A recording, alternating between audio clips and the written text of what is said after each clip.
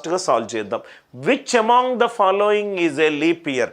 Leap year అన్నీ కూడా మనకు చిట్ట చివరి రెండు అంకెలు మనకు 00 ఉన్నాయి. కాబట్టి ఆన్సర్ ఏదైతే 400 తోటి డివైడ్ అవుతుందో, ఆన్సర్ 400 తోటి ఏదైతే డివైడ్ అవుతుందో, పర్ఫెక్ట్గా డివైడ్ అవుతుందో అదే మనకు leap year. Right? 1600 divided by 400, 16 4 తోటి డివైడ్ అవుతుంది. అంటే ఆన్సర్ ఏంటి సార్? 1600. ఆన్సర్ ఏంటి సార్? 1600. 1900 400 తోటి డివైడ్ కావట్లేదు. 1900 డివైడెడ్ బై 400 చేస్తే నాకు శేషం 0 రావాలి. 0 రావట్లేదు. 0 క్యాన్సిల్ అయిపోతే 4 16, శేషం 3 వచ్చింది. శేషం 0 రావాలి.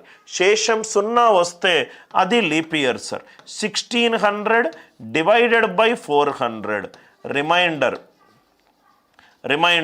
0 0, 4 4s are 16. రిమైండర్ ఎంత? 0.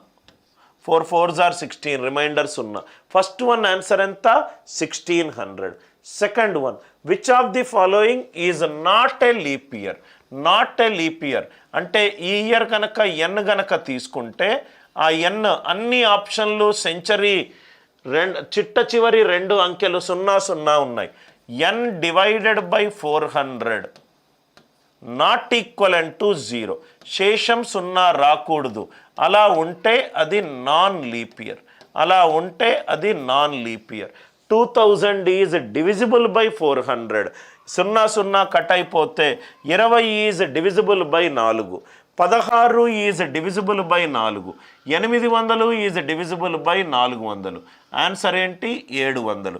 700ని 400 తోటి డివైడ్ చేస్తే 400 1s are 400. 3 రైట్?